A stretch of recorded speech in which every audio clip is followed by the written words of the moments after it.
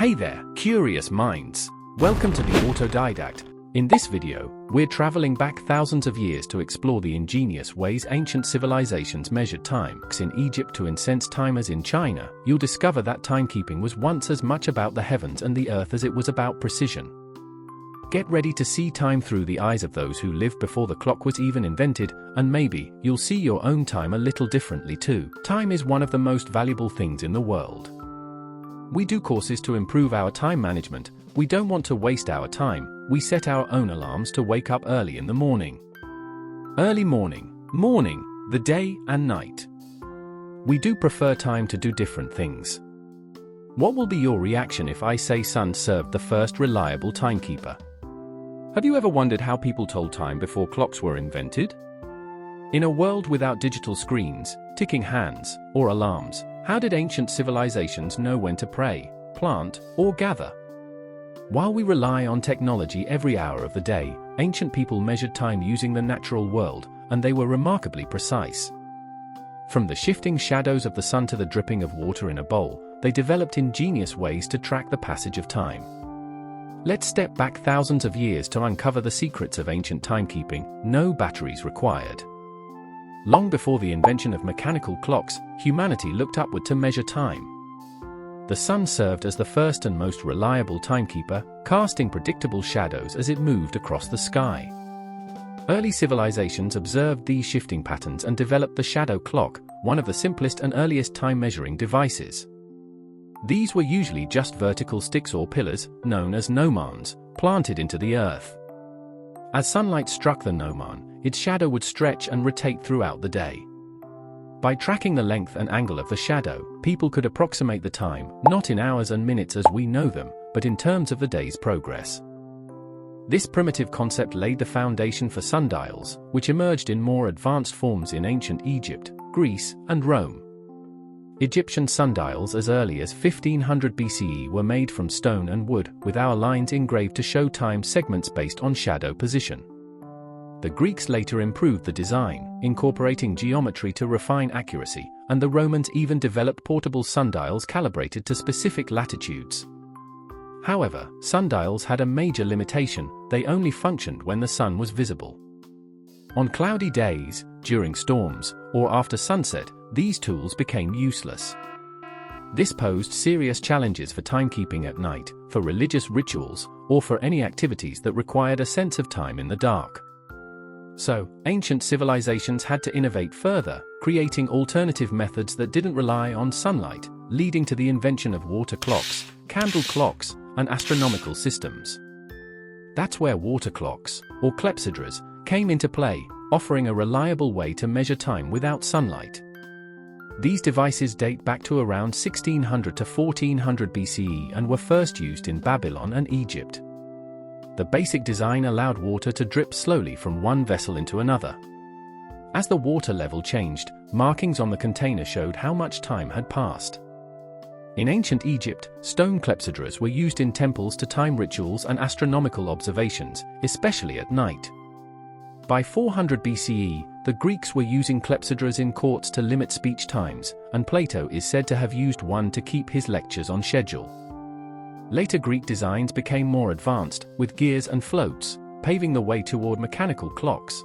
Because they worked in darkness, water clocks became essential tools in religion, astronomy, and early science, spreading across India, China, and the Islamic world.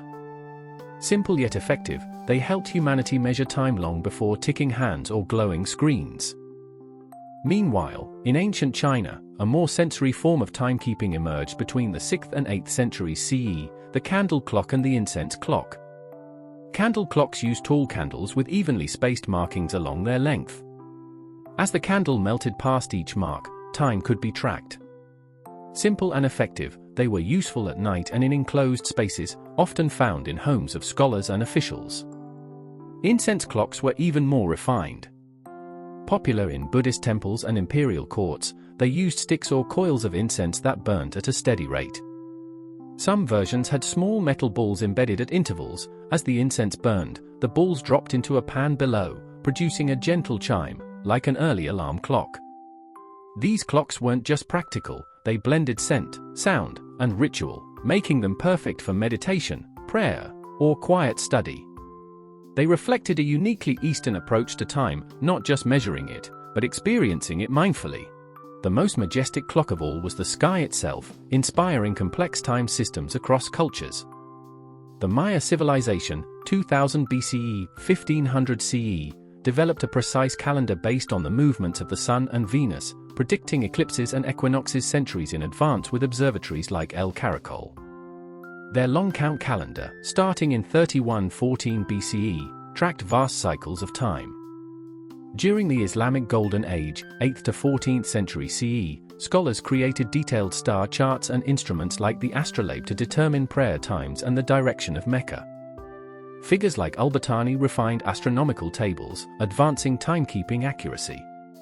Across the Pacific, Polynesian navigators since around 1000 BCE used stars, ocean swells, and wind patterns to navigate vast distances. Their deep knowledge of the night sky rivaled modern GPS in precision, blending timekeeping with navigation and survival. These cultures transformed the heavens into living clocks, guiding their daily lives and shaping civilizations. But ancient people didn't just measure time with tools, they built entire cultures and worldviews around it. For example, the ancient Egyptians, as early as 2100 BCE during the Middle Kingdom, divided day and night into 12 hours each. These hours varied in length with the seasons, tied to the rising of the star Sirius, which marked the Nile's annual flood, crucial for agriculture. In ancient China, by around 1000 BCE during the Zhou dynasty, time was split into 12 double hours called Shi, each about 2 modern hours. Each period corresponded to a zodiac animal and was linked to nature's cycles and Chinese cosmology, emphasizing harmony between humans and the universe. Meanwhile, the Maya civilization, 2000 BCE to 1500 CE, developed interlocking calendars, the Tzolk'in, 260 days, and Hab, 365 days, which blended religion, astronomy, and farming. They viewed time as cyclical and sacred, with events timed to celestial movements, connecting the divine to the natural world. Unlike today's linear, productivity-driven concept, these ancient systems saw time as a living, cyclical force, deeply tied to nature, spirituality, and community. That raises an important question: how has the way we measure time changed how we live? In the ancient world, from around 3000 BCE, people lived in tune with natural rhythms, sunrise, moon phases, and seasons. The ancient Egyptians, by 2100 BCE, timed farming and festivals around the Nile's flood, marked by the star Sirius. Across cultures, lunar and seasonal cycles guided life and rituals. But with the invention of mechanical clocks in 14th century by Henry de Vic in Europe, time became more precise and divided into fixed hours. During the Industrial Revolution, 18th to 19th centuries, this rigid system organized work and transport, prioritizing productivity. Today, we often chase artificial hours and deadlines, feeling disconnected from nature's flow. Unlike ancient cyclical time, modern time is something we try to control. Maybe there's something to learn: time wasn't always a force to conquer, it was once something to flow with. So the next time you glance at your watch or phone, pause for a moment. Picture yourself standing in warm sunlight, watching a shadow stretch and glide slowly across the earth. Feel the quiet passage of time as it unfolds naturally, like it has for thousands of years. In that moment, remember, you're part of an ancient story of time, one that began long before clocks ticked and may continue long after they're gone.